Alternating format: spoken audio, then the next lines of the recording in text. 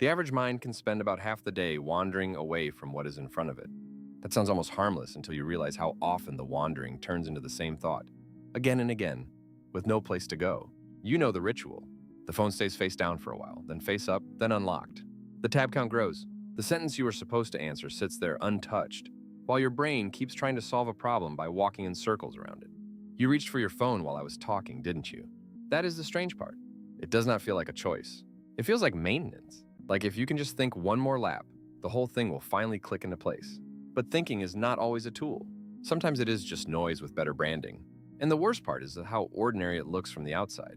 A person sitting still, a face that says calm, a mind busy enough to miss the fact that it is not moving anywhere.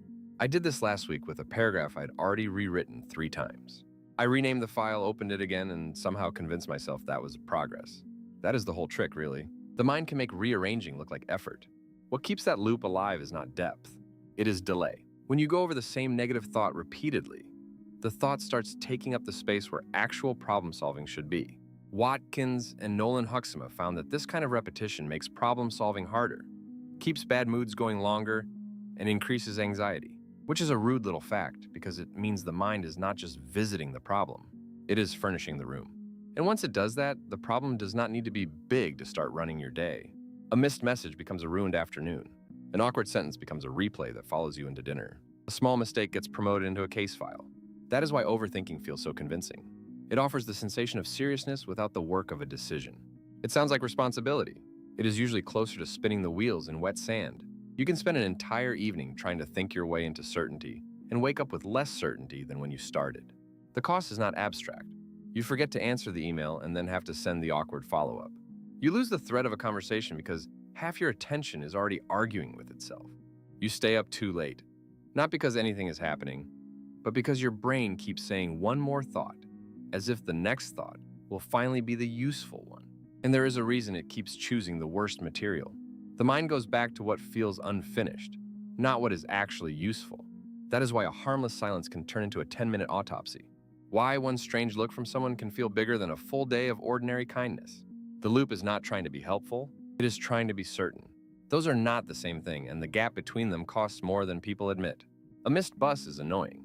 A missed deadline because your head kept staging emergency meetings around nothing is expensive. An argument that should have lasted 3 minutes can turn into a whole evening of rewritten text messages, deleted drafts, and the deeply embarrassing feeling that you have become your own editor for a speech nobody gave. Researchers have found something else that matters here. People who ruminate are significantly more likely to develop depression and anxiety, and they take measurably longer to recover when something goes wrong. That is not because they are weak. It is because the same mental habit that claims to prepare you for trouble can keep you inside the trouble long after the event is over. If your mind keeps reopening the file, the bruise never gets a chance to stop being touched. There's a limit to how much repair can happen while your attention is still holding the knife. And yes, the limitation matters.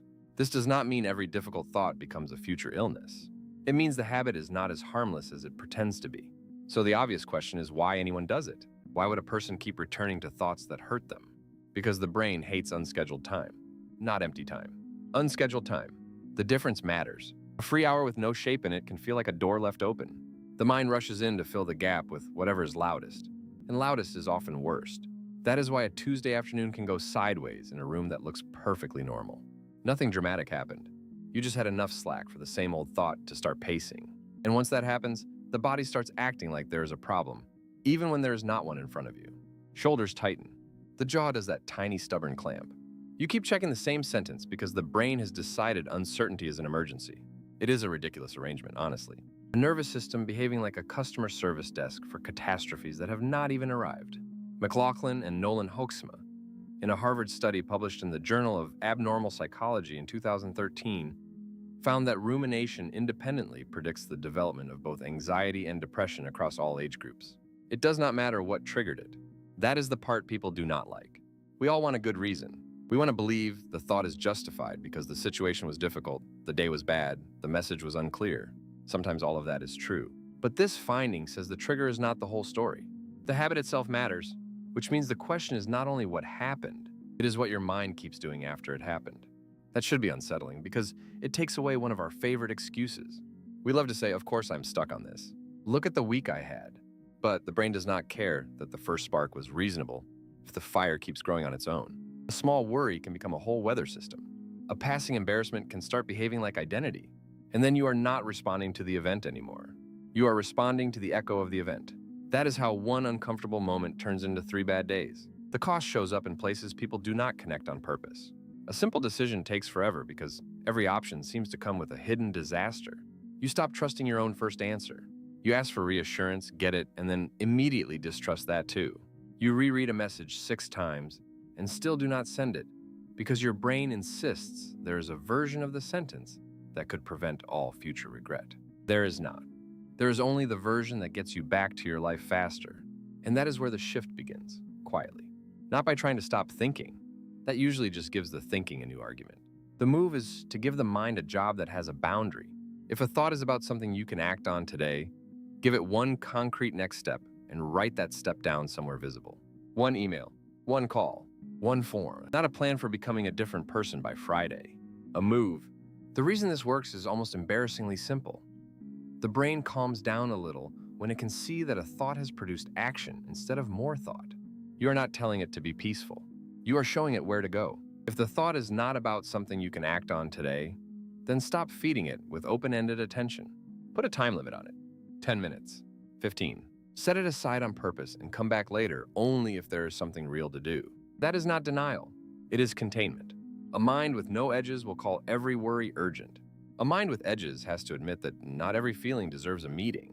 This is where people usually expect a dramatic breakthrough, but the change is smaller and more useful than that. You start noticing that the loop gets stronger when your day has no shape. So you give the day shape before the loop shows up. Not in a heroic way. In a boring way, a walk after lunch, a single task before messages, a phone that does not stay within reach when you already know you are tired and vulnerable and ready to turn a tiny concern into a full investigation. You are not fixing your personality. You are changing the conditions that let the same thought keep renting the same room. And yes, that means the moment matters more than the story you tell about the moment.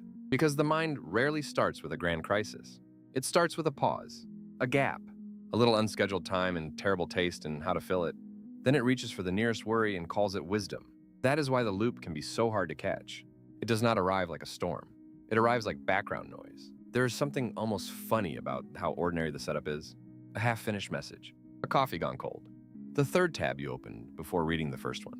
Nothing noble, nothing cinematic, just a mind that does not like vacancy and so starts decorating it with disaster. And if you let it, the decoration becomes the room. So the real work is not arguing with every thought. It is learning to notice when the thought has stopped being a tool and started being a hiding place. That recognition is uncomfortable because it removes the drama. It means the mind is not giving you special insight every time it spins. Sometimes it is just filling time badly. Sometimes that is all it is. And once you see that, the whole thing gets a little less mystical and a little more practical. You do not need to win against your mind. You need to stop giving it unlimited access to unscheduled time. Keep one thing ready before the spiral starts. A note with the next action, a short walk, a closed phone drawer during the 1 hour when your brain is most likely to start writing fake emergencies. Not because those habits are magical, because they interrupt the loop at the exact point where it usually convinces you that thinking harder will finally save you. The mind does not stop talking because it is helpful. It stops when it runs out of worst-case scenarios. And even then, it usually starts again the next time the afternoon gets too quiet.